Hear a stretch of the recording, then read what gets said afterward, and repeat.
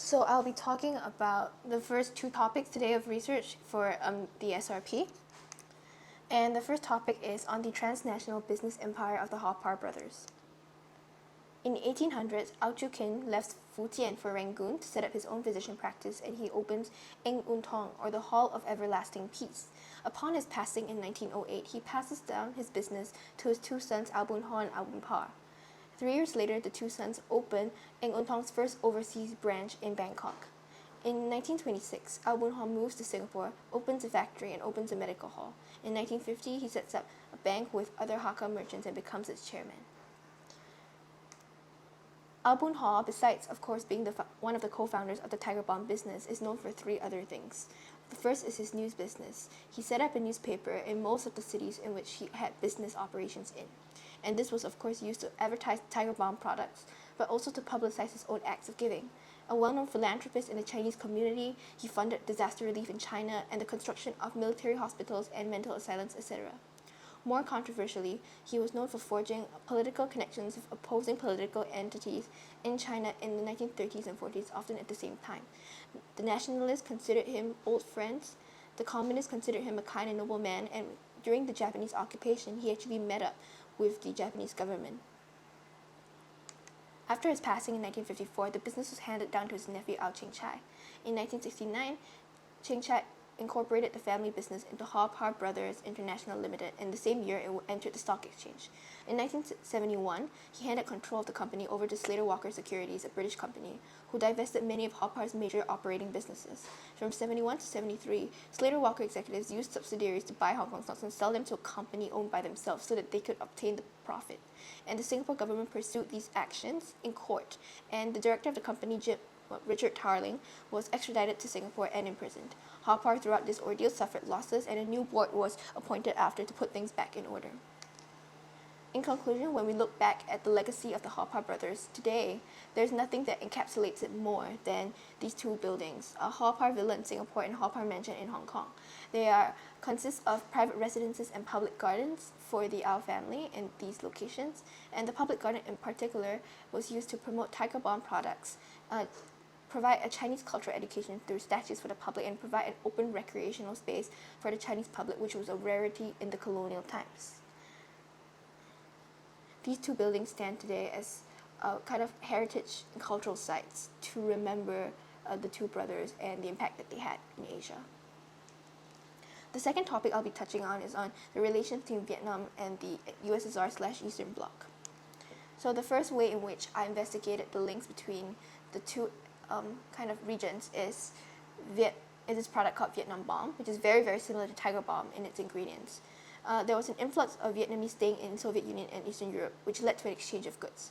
The Vietnamese bought Eastern European goods such as soap and motorcycles and sent them home in packages. In exchange, they left behind this ointment called Gold Star ointment, also known as Vietnam Balm.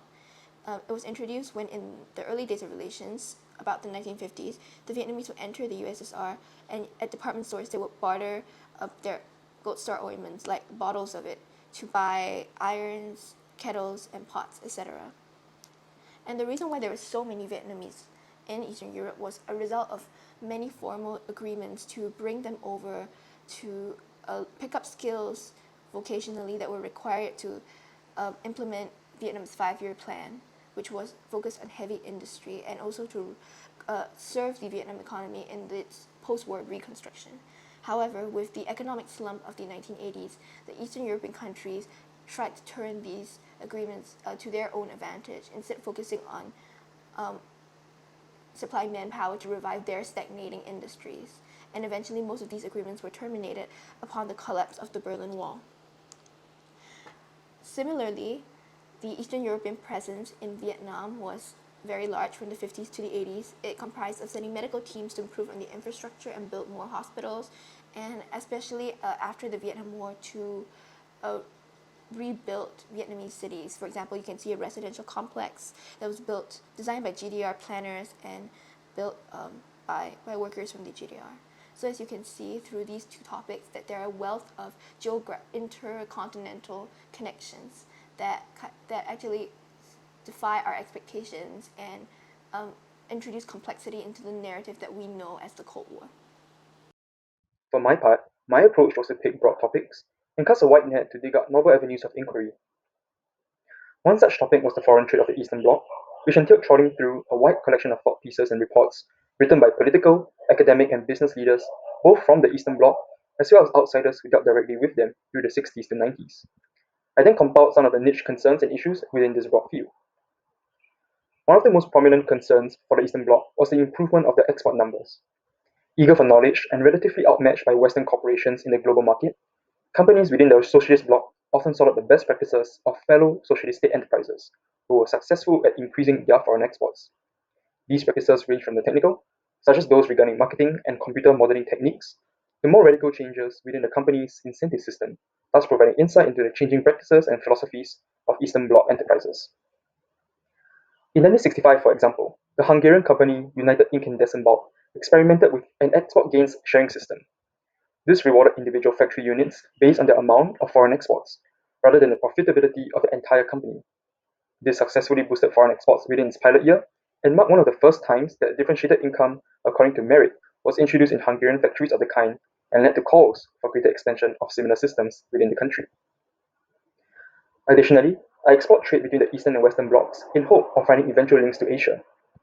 One noteworthy entity is Union Carbide, a chemical processing company from the United States recognized as a pioneer into East-West collaboration.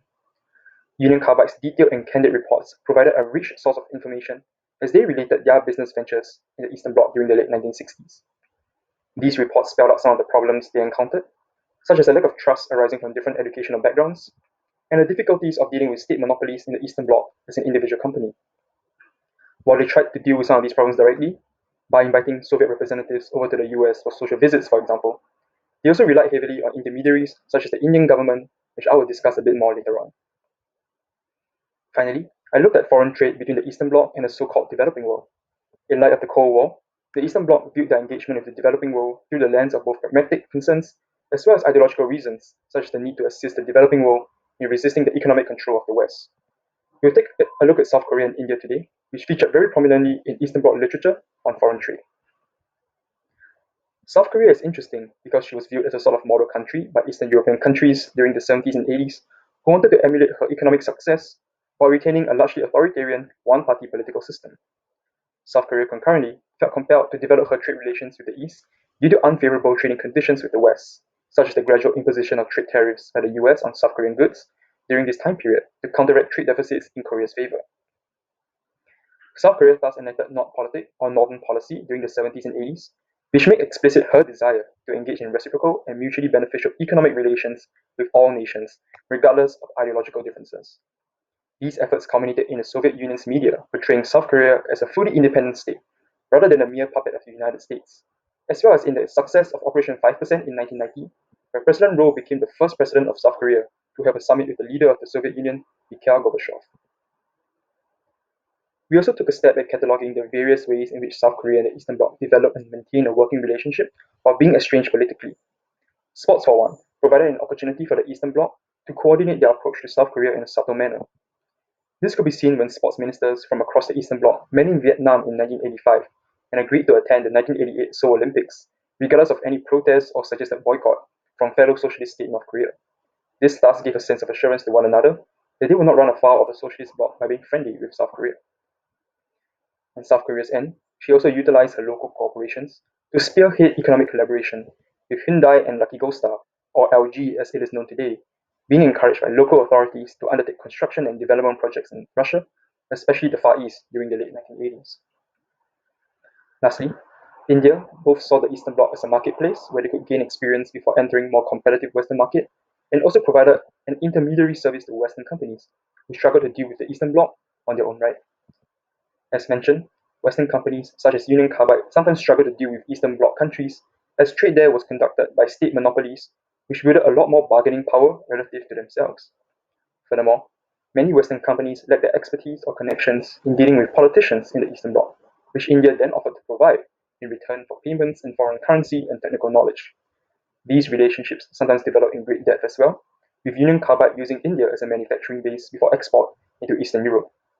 They even got involved in the shrimp exporting business at the request of the Indian government in order to assist in bringing in more foreign currency. Now, There's certainly a lot more that Grace and I would love to share with you, but we'll have to close for now as we're out of time, and we look forward to engaging with you in the Q&A session.